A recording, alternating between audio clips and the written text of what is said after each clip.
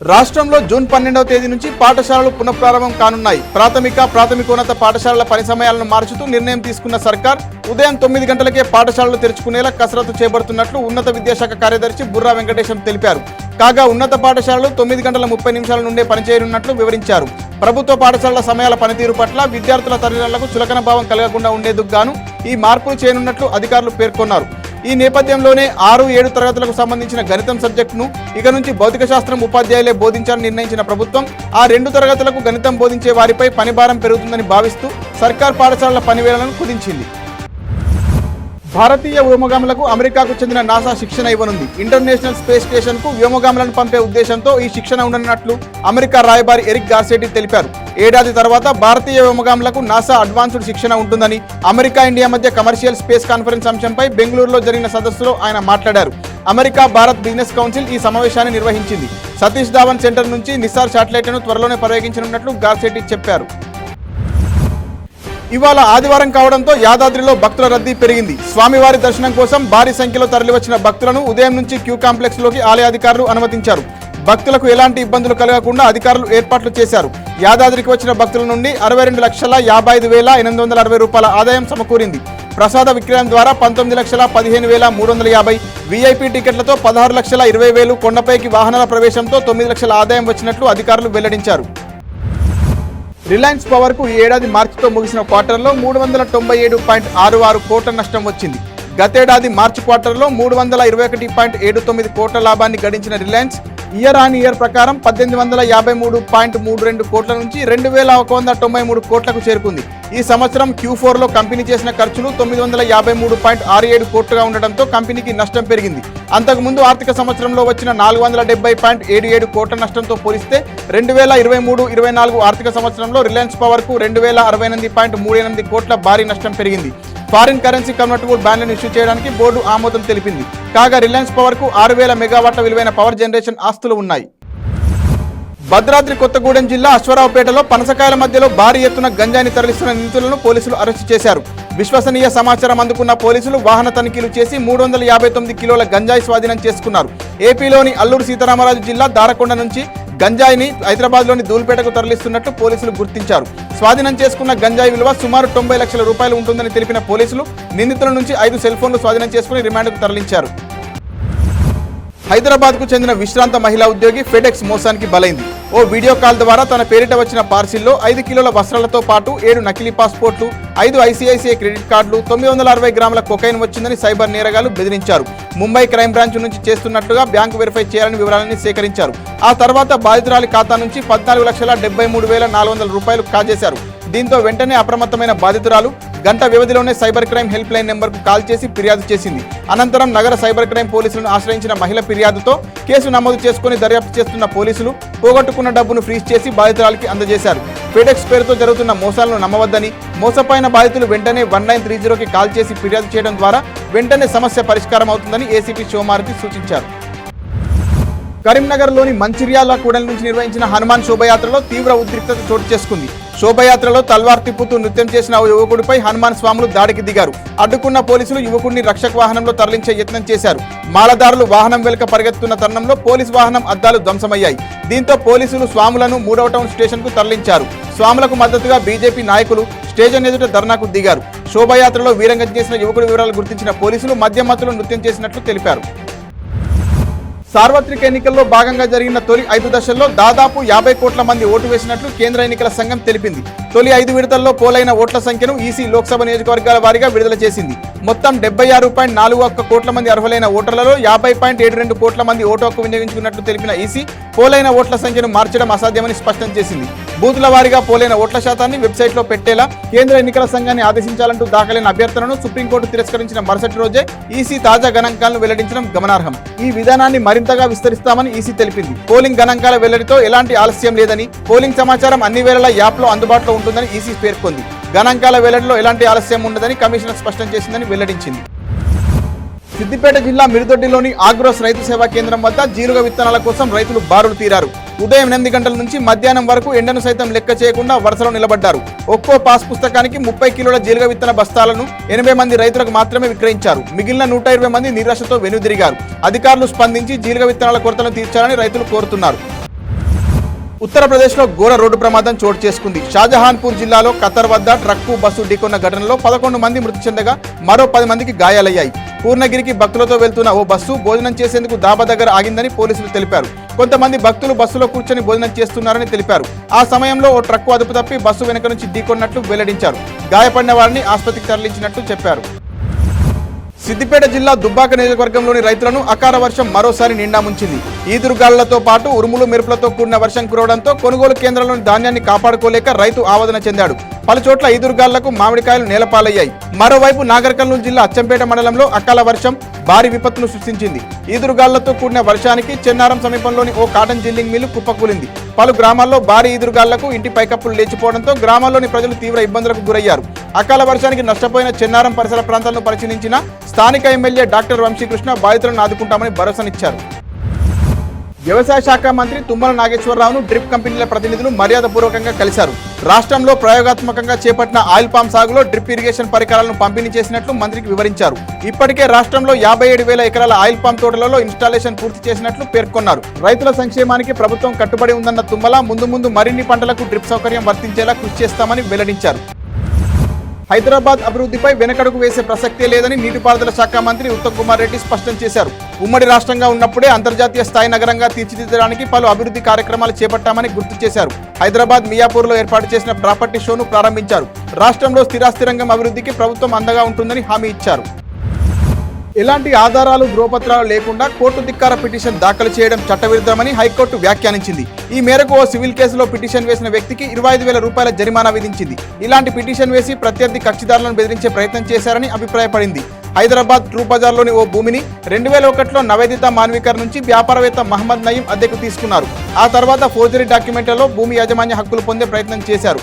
విచారణ చేపట్టిన civil court పిటిషన్ను 2017లో కొట్టివేసింది. తర్వాత వివాదం హైకోర్టుకు చేరగా తుది తీర్పు వెలువడే వరకు భూమిని ఎవరికి విక్రయించరాదని మధ్యంతర ఉత్తర్వులు జారీ చేసింది.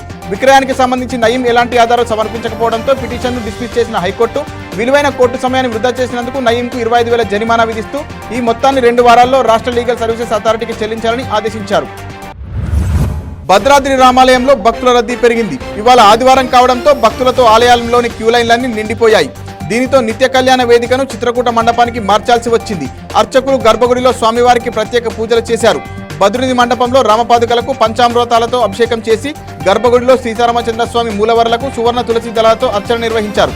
చిత్రకూట మండపంలో 75 జంటలు నిత్యకళ్యాణంలో కూర్చుండగా కంకణాలు ధరించిన వారు క్రతువును నిర్వహించారు. సాయంత్రం దర్బారు సేవ నిర్వహించి భక్తులకు తీర్థ ప్రసాదాలు పంపిణీ చేశారు. నిన్న రాష్ట్ర వ్యాప్తంగా జరిగిన ఇంటర్ అడ్వాన్స్డ్ సప్లిమెంటరీ పరీక్షలో మాల్ ప్రాక్టీస్కు పాల్పడిన 12 మందిపై కేసులు నమోదయ్యాయి. మొదటి రోజున జరిగిన ఇంటర్ ప్రథమ సంవత్సరం పరీక్షకు 66,300 మందికి గాను 60,799 మంది హాజరయ్యారు. వీరిలో 9 మందిపై మాల్ ప్రాక్టీస్ కేసులు నమోదయ్యాయి. ఇక మధ్యాహ్నం ద్వితీయ సంవత్సరం పరీక్షకు 18,094 మందికి గాను 16,019 మంది హాజరవ్వగా నిజామాబాద్ జిల్లాలో 3 విద్యార్థులపై అధికారులు మాల్ ప్రాక్టీస్ కేసులు నమోదు చేశారు. ప్రణాళికాబద్ధమైన అభివృద్ధికి అక్రమ నిర్మాణాలు ముప్పుగా మారతాయని, వాటి తొలగింపుపై అధికారులు జాప్యం చేసినా, ఉదాసీనంగా వ్యవహరించినా చట్ట ఉల్లంఘనలు ప్రోత్సహించినట్లవుతుందని హైకోర్టు వ్యాఖ్యానించింది. అక్రమ నిర్మాణాలపై ఫిర్యాదు అందిన వెంటనే స్పందించకుండా పౌరులు కోర్టుకు వస్తేనే అధికారులు మేల్కొని చర్యలు ప్రారంభిస్తున్నారని వ్యాఖ్యానించింది. అక్రమ నిర్మాణాలపై పౌరులు ఫిర్యాదు చేసేందుకు జీహెచ్ఎంసీ, టీఎస్ బీపాస్ చట్టాలు అవకాశం కల్పిస్తుందని పేర్కొంది. ఇలాంటి ఫిర్యాదులను అధికారులు ప్రోత్సహించడంతో పాటు వారి ఉనికిని రహస్యంగా ఉంచుతూ రివార్డు అందజేస్తున్నాయంది. రంగారెడ్డి జిల్లా శేర్లింగంపల్లి మండలం కొండాపూర్లోని ఓ అక్రమ నిర్మాణాన్ని చట్ట ప్రకారం తొలగించాలని అధికారులకు ఆదేశించింది. తూర్పు మధ్య బంగాళాఖాతంలో ఏర్పడిన రేమాల్ తుఫాన్ ఆదివారం ఉదయం 5 గంటలకు తీవ్ర తుఫాన్గా మారింది. గంటకు 12 కిలోమీటర్ల వేగంతో ఉత్తర దిశగా కదులుతూ మరింత బలపడి ఇవాళ అర్ధరాత్రి స్వాగర్ ద్వీపం కేపురార మధ్య బంగ్లాదేశ్ను ఆనుకుని ఉన్న పశ్చిమ బెంగాల్ తీరం వద్ద తీరం దాటే అవకాశం ఉంది. 110 నుంచి 120 కిలోమీటర్ల వేగంతో గాలులు వీచే అవకాశం ఉందని వెల్లడించిన వాతావరణ శాఖ రాష్ట్రంపై తుఫాను ప్రభావం లేనప్పటికీ రాజస్థాన్, విదర్భ, తెలంగాణ మీదుగా బంగాళాఖాతం వరకు విస్తరించిన ఉపరితల ద్రోణి ప్రభావంతో తెలుగు రాష్ట్రాల్లో విస్తారంగా వర్షాలు కురిసే ఛాన్స్ ఉన్నట్టు వెల్లడించింది. ప్రభుత్వ అసమర్థత వలన విజయవాడ నగరపాలక సంస్థ కుంటుపడిందని సిపిఎం రాష్ట్ర కార్యవర్గ సభ్యుడు సిహెచ్ బాపురావు ఆరోపించారు. అధికారుల నిర్లక్ష్యంతో చెత్తను సేకరించే వాహనాలకు కనీస మరమ్మతులకు నోచుకోలేని దుస్థితి ఏర్పడ్డదని మండిపడ్డారు. చెత్త పన్ను పేరుతో ప్రభుత్వం ప్రజల నుంచి కోట్ల రూపాయలు దండుకుంటుందన్నారు. ఆ సొమ్ము మొత్తం బడా కాంట్రాక్టర్లకు ప్రభుత్వం దోచిపెడుతుందని విమర్శించారు. కార్మికులపై భారం తగ్గించి తక్షణమే పారిశుద్ధ స్థితిని మెరుగుపరచాలని బాబురావు డిమాండ్ చేశారు. కేంద్ర నిధులను ఉపయోగించుకోవాలని ఏ రాష్ట్రమైనా ఆరాటపడుతుంది. కానీ ఏపీ మాత్రం ఇందుకు విరుద్ధంగా నిర్లక్ష్య ధోరణి చూపింది. జలజీవన్ మిషన్ జేజేఎం పథకం కింద కేంద్రం రాష్ట్రానికి కేటాయించిన నిధులను సకాలంలో వినియోగించుకోలేదు. ఫలితంగా గత 2 ఏళ్లలో 5,736 కోట్లు కోల్పోవాల్సి వచ్చింది. గ్రామాల్లో 15,300 కోట్ల అంచనాలతో కేంద్రం ప్రాజెక్టు మంజూరు చేసింది. గ్రామాల్లో ఇంటింటికి రక్షిత నీటిని అందించాలని జేజేఎం పథకం కింద 2019 నుంచి 29లో రాష్ట్రానికి 15,300 కోట్ల అంచనాలతో కేంద్రం ప్రాజెక్టు మంజూరు చేసింది. కేంద్రం నుంచి 10,200 కోట్ల విలువైన పనులకు పరిపాలన అనుమతులు తీసుకున్న 5 ఏళ్లలో 4,200 కోట్ల విలువైనవే పూర్తి చేయగలిగింది. జూలై 20-21వ తేదీలో హైదరాబాద్లో నిర్వహించే కమ్మ మహాసభలకు తెలుగు రాష్ట్రాలకు చెందిన విభిన్న రకాల ప్రముఖులు హాజరవుతారని కమ్మ గ్లోబల్ ఫెడరేషన్ వ్యవస్థాపకుడు జట్టి కుసుమకుమార్ తెలిపారు. ఈ కార్యక్రమానికి అమెరికా, ఆస్ట్రేలియా, కెనడా, బ్రిటన్ లాంటి విదేశాల నుంచి పెద్ద ఎత్తున ప్రవాసాంధ్రులు హాజరవుతున్నారు. తెలుగు రాష్ట్రాల అభివృద్ధికి, ప్రజల పురోగతికి కమ్మ సామాజిక వర్గానికి చెందిన ప్రముఖులు విశేష సేవలు అందించారని కుసుమకుమార్ గుర్తు చేశారు. ఛత్తీస్గఢ్లో మావోయిస్టుల బంద్ పిలుపు నేపథ్యంలో ఏజెన్సీ ప్రాంతాల్లో భయంకరమైన వాతావరణం నెలకొంది. బూటకపు ఎన్కౌంటర్లను నిరసిస్తూ బంద్కు పిలుపునిచ్చినట్టు మావోయిస్టులు లేఖలు విడుదల చేశారు. భద్రాద్రి కొత్తగూడెం జిల్లా ఏజెన్సీలోని చెర్ల మండలం పూసుగుప్ప వద్దిపేట మధ్యలో చెట్లు నరికి రోడ్డుకు అడ్డంగా పడేశారు. వంతెన కింద మంట పెట్టారు. భారీగా మంటలు వ్యాపించి వంతెన బీటలు వారింది. విద్యుత్ స్తంభాలు నేలకొరగడంతో రహదారి అంతా విద్యుత్ తీగలను పడేశారు. బంద్ను విజయవంతం చేయాలంటూ మావోయిస్టు పార్టీ దక్షిణ సబ్ జోనల్ కమిటీ పేరిట కరపత్రాలు వదిలి వెళ్లారు. ప్రపంచంలో నలుమూలల్లో ఐటీ రంగంకు డిమాండ్ తగ్గుతుంది. భారతదేశంలో ఐటీ రంగంలో కొత్త నియామకాలు క్రమంగా తగ్గుతున్న వేళ అందుకు విరుద్ధంగా హైదరాబాద్ మాత్రం ఐటీ జోరును కొనసాగిస్తుంది. గడిచిన ఏప్రిల్ నెలలో హైదరాబాద్లో ఏకంగా 41.5% ఐటీ నియామకాలు పెరిగినట్లు ఇండీడ్ ఆన్లైన్ ఉద్యోగ సంస్థ నివేదికను వెలువడించింది.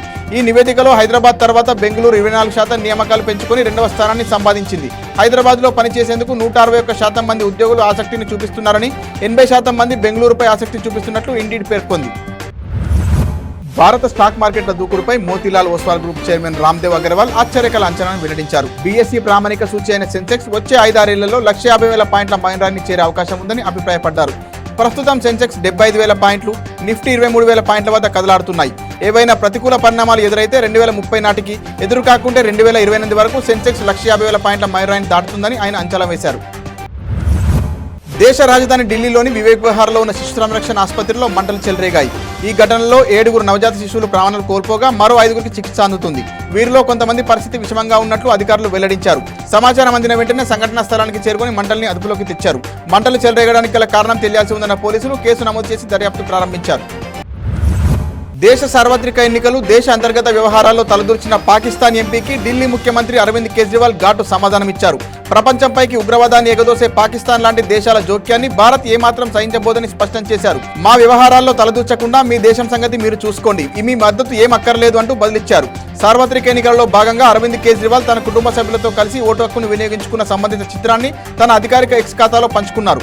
ఈ పోస్టును పాకిస్తాన్ మాజీ మంత్రి ఎంపీ చౌదరి ఫవాద్ హుస్సేన్ రీపోస్ట్ చేస్తూ ద్వేషం, అతివాద భావజాలంపై శాంతి సామరస్యం విజయం సాధించాలని కామెంట్ పెట్టారు. బెంగళూరు ఫామ్ హౌస్ లో జరిగిన రేవ్ పార్టీ కేసును విచారిస్తున్న సీసీబీ అధికారులు తెలుగు నటి హేమకు నోటీసులు జారీ చేశారు. సోమవారం విచారణకు హాజరు కావాలని ఆదేశించారు. రేవ్ పార్టీ వ్యవహారం బయటపడిన వెంటనే హేమ తనపై తప్పుడు ప్రచారం చేస్తున్నారంటూ హైదరాబాద్లోని ఓ ఫామ్ హౌస్ లో ఉన్నానని ఓ వీడియో విడుదల చేశారు. కానీ ఆమె రేవ్ పార్టీలో ఉన్నారని స్పష్టం చేసిన పోలీసులు హేమ నుండి సేకరించిన రక్తపు నమూనాల్లో డ్రగ్స్ వాడినట్లు తేలిందని ప్రకటించారు. పౌర సరఫరాల శాఖలో భారీ కుంభకోణం జరుగుతుందని మాజీ మంత్రి కేటీఆర్ ఆరోపించారు. ధాన్యం టెండర్లలో కాంగ్రెస్ సర్కార్ కుంభకోణానికి తెరలేపిందన్న ఆయన సన్నబియ్యం టెండర్లలో మొత్తం 1,100 కోట్ల కుంభకోణం జరుగుతుందన్నారు. గ్లోబల్ టెండర్ల పేరుతో భారీగా అక్రమాలు జరుగుతున్నాయన్న కేటీఆర్ ధాన్యం విక్రయానికి కమిటీ, టెండర్ల ప్రక్రియను ఒకే రోజులో పూర్తి చేయడంలో ఆంతర్యం ఏమిటని ప్రశ్నించారు. ఒప్పందం చేసుకున్న దానికంటే ఎక్కువ మొత్తం అనధికారికంగా చెల్లించాలని మిల్లర్లను బెదిరిస్తున్నారని ఆరోపించారు. క్వింటాల్కు 2,230 చెల్లించాలని మిల్లర్లను బెదిరిస్తున్నారని కేటీఆర్ అన్నారు. మొదటి 5 దశల లోక్సభ ఎన్నికలలో ప్రజలు అబద్ధాలు, విద్వేషం, దుష్ప్రచారాన్ని తిప్పికొట్టారని కాంగ్రెస్ అగ్రనేత రాహుల్ గాంధీ అన్నారు. లోక్సభ ఎన్నికల్లో అండర్ కరెంట్లా లభించిన ప్రజా మద్దతుతో ఇండియా కూటమి ఘన విజయం సాధిస్తుందని ప్రియాంక గాంధీ ధీమా వ్యక్తం చేశారు. వీరిద్దరూ ఢిల్లీలో ఓటు వేసిన తర్వాత మీడియాతో మాట్లాడుతూ ఈ వ్యాఖ్యలు చేశారు. కాగా నియంతృత్వానికి వ్యతిరేకంగా ఓటేశారని కేజ్రీవాల్ ఎక్స్లో పేర్కొన్నారు.